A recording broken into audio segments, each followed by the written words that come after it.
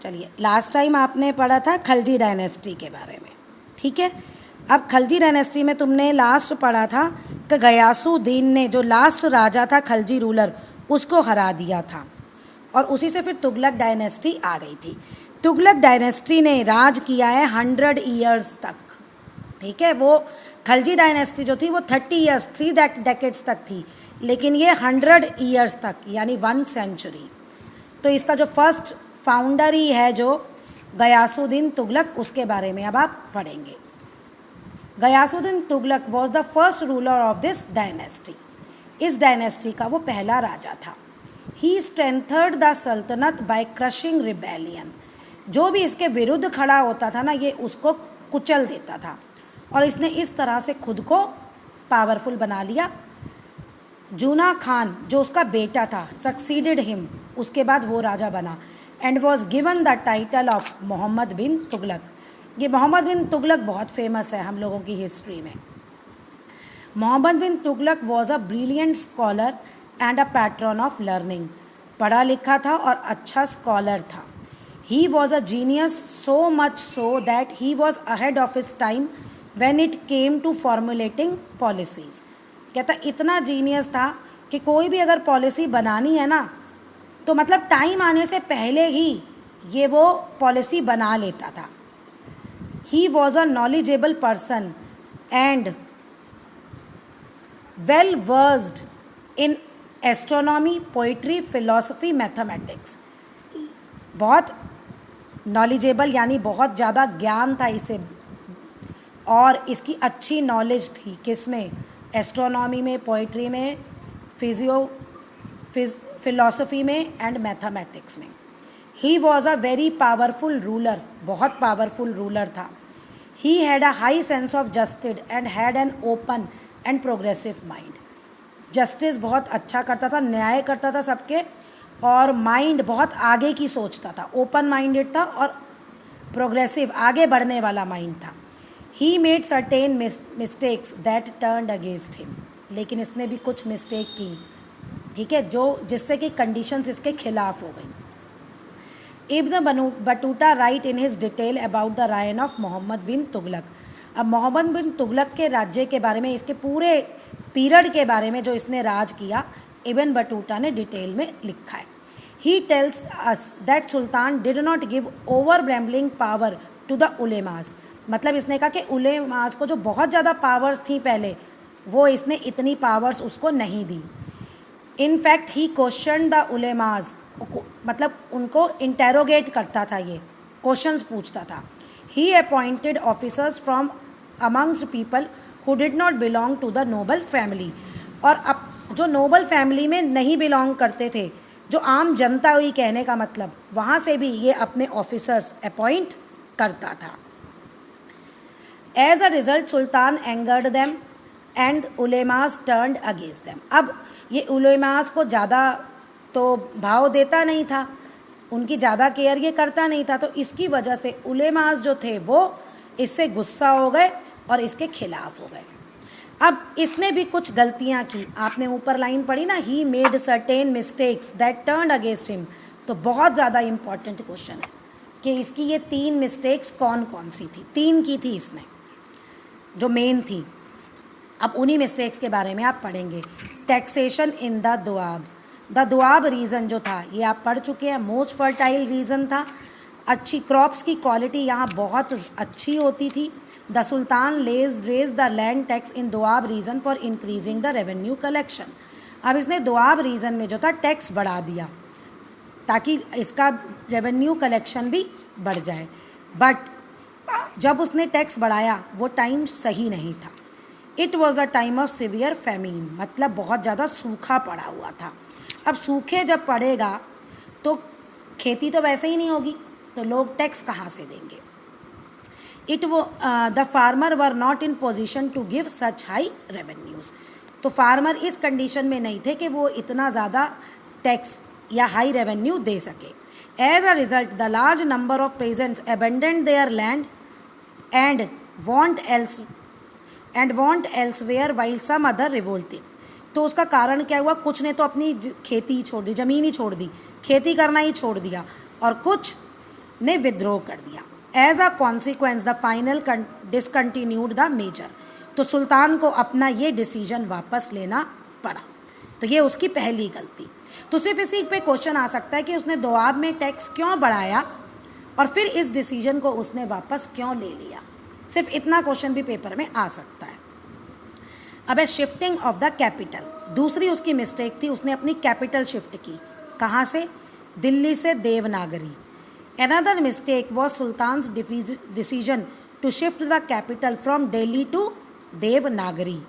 This decision spelled out shifting of royalty among with common people.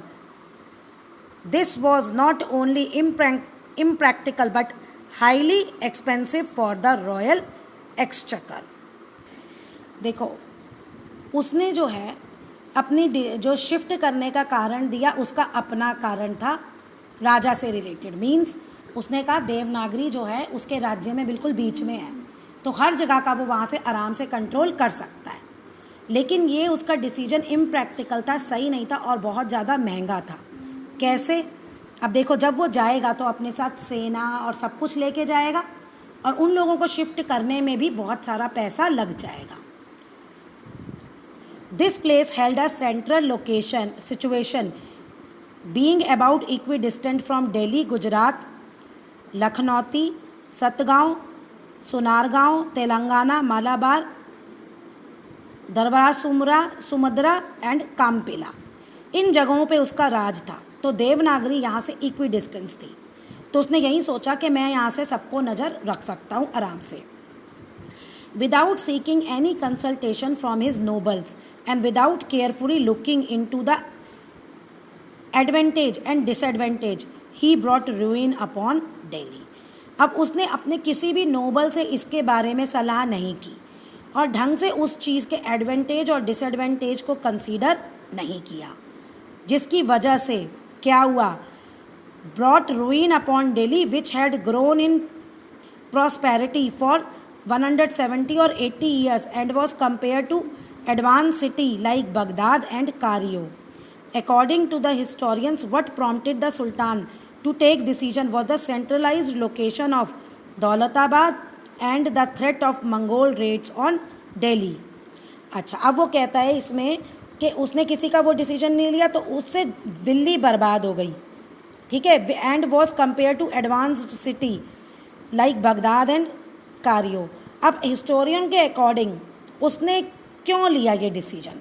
उसने सिर्फ इतना सोचा कि ये सेंटर वाली लोकेशन है और जो मंगोल आए दिन दिल्ली पे आक्रमण करते रहते हैं उसको भी ये इजीली टैकल कर सकता है।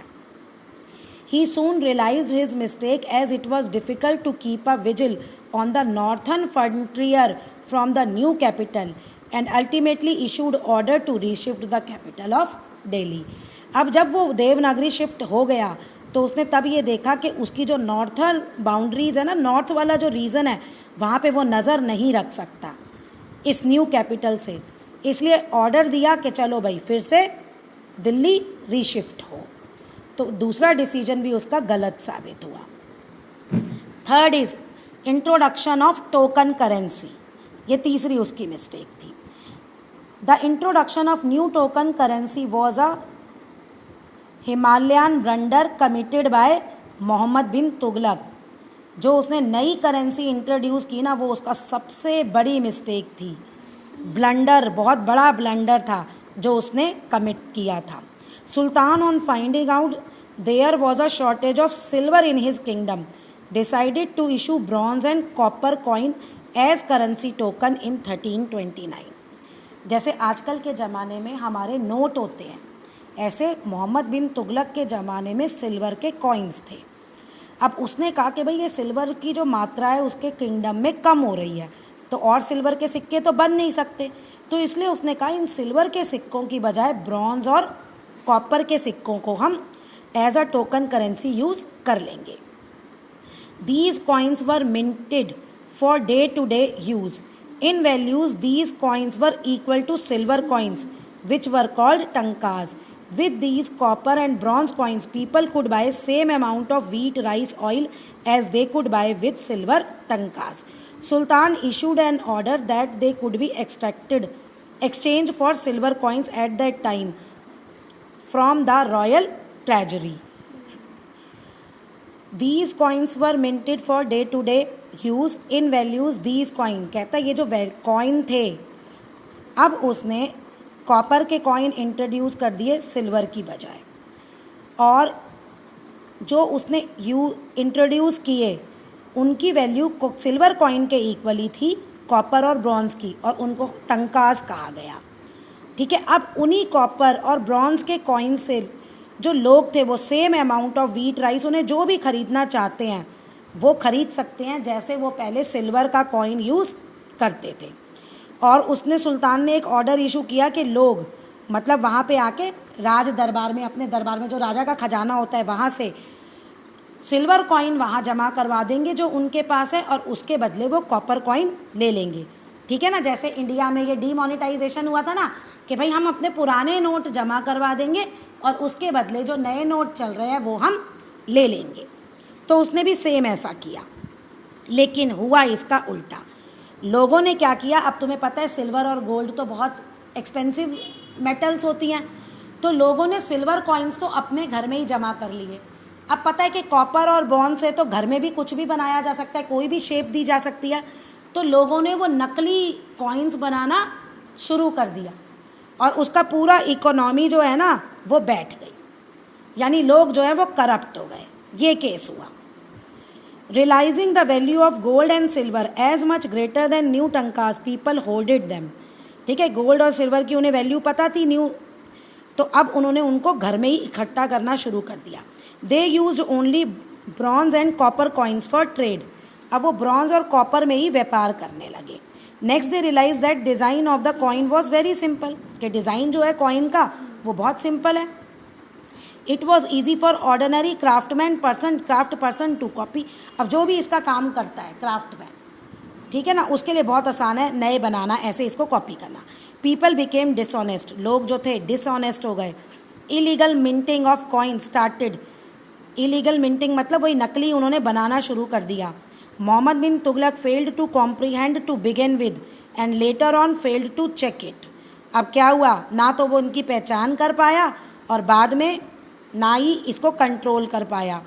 As bronze and copper were cheaper than silver and easily available, people bought these metals in bulk and start minting coin है इवन एट होम। तो अब ब्रॉन्ज और कॉपर बहुत सस्ते थे, तो लोग जो थे कॉपर और ब्रॉन्ज अपने घर ले आते थे और घर में ही खुद बनाने लग जाते थे कॉइन।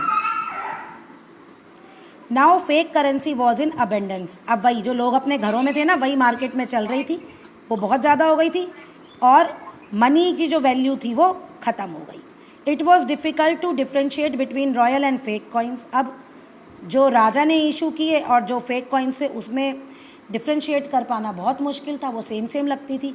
यानी जैसे अब ऐसे समझो कि जो हमारी गवर्नमेंट नोट इशू करती है और जो नकली नोट होते हैं दोनों में फ़र्क करना बहुत मुश्किल हो, इस तरह से। ओवरसीज़ ट्रेड सफ़र्ड, जो बाहर की कंट्री से व्यापार होता था वो भी सफ़र्ड हुआ। क्यों? Foreign merchant refuse to accept these coins, उन्होंने ये कॉइन्स लेने से मना कर दिया। 3 साल बाद सुल्तान रियलाइज द ब्लंडर कि क्या गड़बड़ चल रही है, उसे महसूस हो गया। एंड ही हैड कमिटेड, जो उसने की है, तो ही विड्रू हिज कॉइन। अब उसने कहा कि ठीक है भी पुराना वाला डिसीजन ही लाओ। And promise to exchange the silver price for the bronze coins. अब फिर पागलपन किया, क्या कि तुम अपने ब्रॉन्ज कॉइन्स ले आओ और मेरे से सिल्वर कॉइन्स ले जाओ।